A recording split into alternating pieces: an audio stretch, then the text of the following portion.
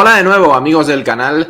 Seguimos ahondando en esa guía de personajes de Shogun, una de las series del año. Estamos ya en la recta final, en el podium, podríamos decir. Así que hoy nos detenemos en uno de los personajes más maravillosos que nos ha dejado la ficción de FX que hemos podido ver en Disney Plus. Repasamos al personaje de Mariko Toda. Lo hacemos como siempre con Izan Vallés y Dani Ruiz en la guarida del Titán.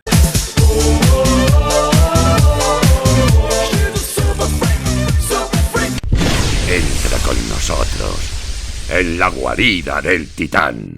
En Shogun hay muchos señores cabreados, ataviados con armaduras y espadas, decapitaciones, mucha intriga política, pero por encima de todo eso, Izan, la visión de Hiroyuki Sanada de la obra de James Clavell, nos ha dado un personaje que precisamente por motivos propios ha sobresalido en muchas ocasiones por encima de cualquier otro personaje. Hablamos del personaje de Mariko Toda, un personaje que además consigue enlazarse muy bien con el espectador porque la pobre ha tenido una vida muy difícil y lo que vemos en la serie no es mucho mejor ni mucho más halagüeño para ella.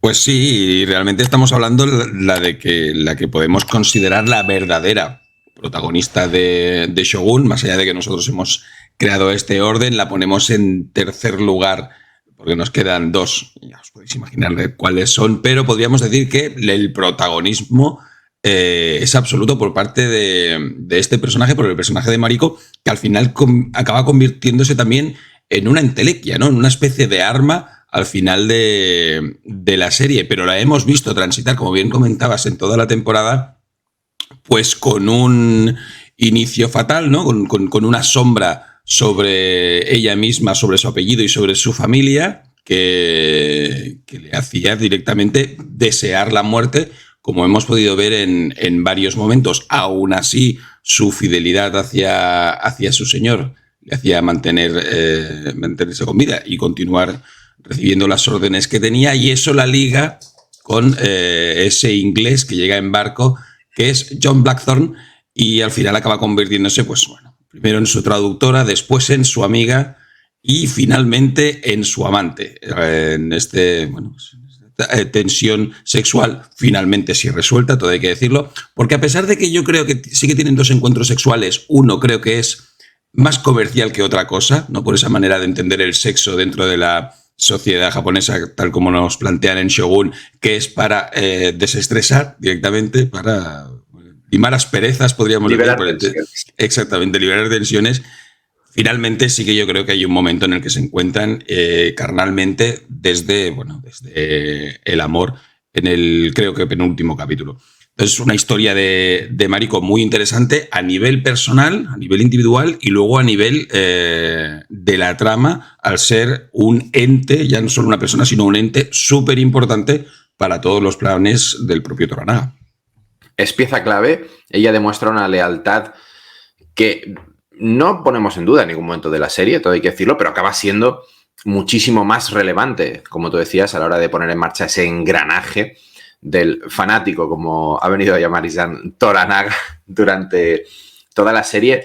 Mariko es un personaje de los más fuertes o el más fuerte que vemos, precisamente por lo que comentabas, Izan, por esa carga que ella tiene desde el minuto 1 de la serie y que va capeando como buenamente puede. Vemos que está sometida a un matrimonio absolutamente desastroso, aunque por desgracia entendemos que bastante frecuente para los estándares de la época allí y en Europa y en cualquier parte, probablemente, porque va como una especie de bola de pinball, como una peonza de Toranaga a Blackthorne, de Blackthorne aquí, luego sus propias lealtades con sus amigas, la relación que le pesa también mucho, evidentemente, con Ochiba no Kata, que se conocían desde pequeñas y ahora Ochiba no Kata está en el bando de Ishido, ella con Toranaga. Es decir, la vemos todo el rato transitar de un punto al otro en lo emocional, porque la pobre no tiene un momento de respiro, podría decirse, en la serie, y cada vez ahondando más en esa sensación de que está de más en el mundo, de que está a punto de rendirse, de bajar los brazos y decir, yo lo único que quiero hacer es no estar en todo esto, no estar con mi marido, no estar con en muchos sentidos, alejarme de estos juegos políticos en los que me he visto envuelta sin comerlo ni beberlo y dejar atrás toda la deshonra y la vergüenza y la carga de mi familia. Y con eso, evidentemente, tú tienes que empatizar si eres una persona humana con la pobre Mariko. Sin embargo, podríamos decir que la vemos también protagonizar dos de las escenas más potentes, de mayor intensidad, en las que ella se hace valer de una manera firme. Una sería una escena y media, 2 escenas y media. Una es la conversación que tiene con la dueña de la casa de té mientras negocia los honorarios de Kiku en su encuentro con Jock Blanthorne. Lo que me encanta además, esas cuestiones japonesas de la época donde todo son reverencias y sonrisas y buenas palabras y mucho sama, pero se están apuñalando la una a la otra. Y después, Isan, no sé si estarás de acuerdo, la escena que tiene en el penúltimo capítulo, enfrentándose ni más ni menos en Osaka, en su castillo, a Ishido, que es bestial cuando ella se levanta y dice, no, mira, hasta aquí, y además yo mañana me voy. Dices que no somos rehenes, pues me voy. Y esa es la escena que tiene luego a continuación en la que se enfrenta, primero dialécticamente y luego con la naginata en mano, a los samuráis. Es brutal y además ahí, aunque ha hecho un trabajo maravilloso toda la serie, el personaje creado por Anna Sawai se crece, saca pecho y se come toda la escena de principio a fin. Es descomunal. Estamos hablando de una de las mejores interpretaciones femeninas del año, seguramente. No sé si le darán algún premio o directamente si la nominarán, porque ya hemos visto que a veces incluso lo que nosotros consideramos la mejor interpretación del año no es ni nominado, pero sí que es cierto que son interpretaciones muy sutiles las que nos da Anna Sawai en toda la serie, excepto esta pequeña salida de tono delante de Ishido en Osaka. Yo también, evidentemente, recordaría esa escena con su marido Buntaro en la ceremonia del té, que es brutal, pero es que diría que todas las conversaciones, todos los diálogos de Mariko durante toda la serie son espectaculares, incluso los que en teoría ella no es protagonista, sino que simplemente es traductora, como recordamos también con Kiku, cuando Blackthorn accede, en fin, que menos que pasar la noche con la prostituta japonesa, pues son todas esas escenas, todas esas conversaciones muy delicadas. Esa conversación que tenía también en el capítulo 9 con Ochiba no Kata, en el que ya había decidido que iba a cometer seppuku y su ex amiga intentaba evitarlo. Todas esas conversaciones, desde el primer capítulo hasta el penúltimo de Mariko, son realmente espectaculares. Y lo que comentaba antes, al final esa persona, esa que estamos comentando, ¿no? Esa mujer traductora, noble, que viene de buena familia, pero que ha caído en la desdicha porque su padre hizo algo pues que por lo visto a nivel histórico es reprobable, aunque nosotros podamos estar de acuerdo, se convierte en un arma en el momento en el que el propio Toranaga dice vamos a desatar la lluvia carmesí, creo que cielo es carmesí.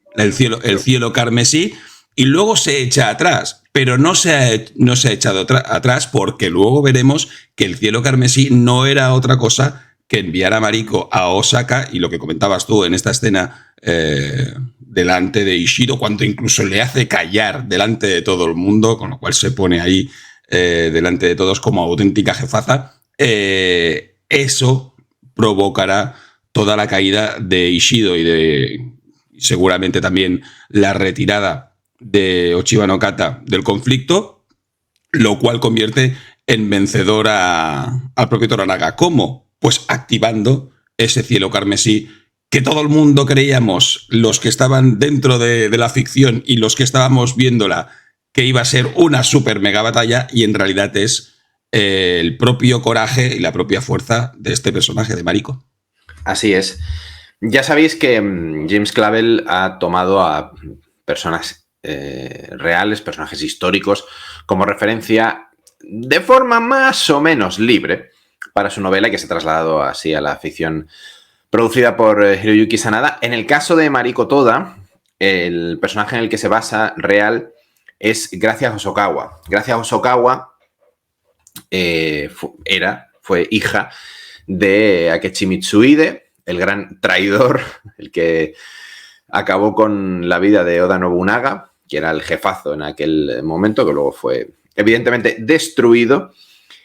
Cuando esto sucedió, ella ya se había casado con Buntaro, con Tadaoki Hosokawa, a los 15 años, y su vida no fue mejor que la que vemos en la serie, incluso diría que fue peor, porque estuvo retenida, la obligaron a esconderse, estuvo después en una celda, en fin, un auténtico desastre. Se convirtió al cristianismo en un momento en el que se estaba expulsando a los cristianos de Japón, así que se tuvo que bautizar en secreto. La bautizó, de hecho, su ayudante, su ayuda de cámara, su sirvienta, en fin, todo ahí muy secreto, y los cristianos le otorgaron el nombre de Gracia.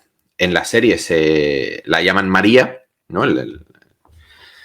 El padre portugués la llama María, lo cual me parece súper coherente. Para nosotros sería mucho más normal llamarla María, llamándose ella Mariko. O sea que súper bien. En este caso, en la realidad fue Gracia Hosokawa. Y ella sí que murió en el 1600, no por efecto de una explosión, sino por la espada, diría. Aunque esos actos también acabarían, en parte, desencadenando, porque Ishida Mitsunari, el Ishido real de la serie, quería hacerse con ella, quería raptarla, y bueno, al final me ahorro muchas historias, pero bueno, el caso es que la matan y eso luego desencadena una serie de cuestiones que va a acabar, bueno, como todos sabemos. Así que la pobre tampoco tuvo una vida muy fácil a raíz de la traición de su padre contra Oda Nobunaga. Realmente es así. Y ya te digo, en el año 1600, ella sí, antes de la batalla de Sekigahara, ya había fallecido, por desgracia. Pero de la misma manera que Mariko en la serie se convierte en algo más, como decíamos antes, en ese cielo carmesí, Gracia también se convirtió en algo más, ¿no? También se convirtió en símbolo del cristianismo en Japón, y de hecho podemos ver varias estatuas de ella misma o de ella con su marido en varios lugares. Y fue canonizada. Ojito con eso. Fue canonizada por la Iglesia. No sé exactamente dónde están los restos, pero sí, un personaje absolutamente fundamental en una época en la que, porque a pesar de ser la hija del traidor, etcétera, ella venía de una familia potente y estaba casada con el que creo que era primogénito de los Hosokawa, que era mucho decir, y no había tanta gente, digamos, sinceramente cristiana, que esto daría para mucha historia, el tema del cristianismo en esos momentos en Japón, en posiciones tan altas. Así que no dejaba de ser, para los representantes de la Iglesia, en aquel momento los jesuitas, un motivo casi para sacar pecho. Así que, desde luego, es importante y es uno de los desencadenantes de lo que vendría después y la caída del propio Ishida Mitsunari, porque ya murió en Osaka, en el castillo de Osaka. O sea que, ya te digo, no por una explosión, pero había aceptado, por lo visto había aceptado su muerte, ya creía que debía morir. De hecho, se dice que en cierto modo provoca que la maten, pensando en todo lo que tendría que venir después. No he profundizado tanto, no sé exactamente si esto es así o no, pero vaya, podríamos hacer cierto paralelismo también con su papel en el final de la serie, desde luego. Genial, no me provoques exponiendo posibles nuevos vídeos y más temas sobre cristianismo en Japón y todo esto. Dejemos ya el vídeo aquí de Mariko y nada, nos vemos en los siguientes vídeos con los dos protagonistas que nos quedan. Correcto. Dejamos aquí a Mariko, seguimos disfrutando de Shogun. Volveremos con mucho más, como siempre, con Izan Vallés y Dani Ruiz en la guarida del Titán.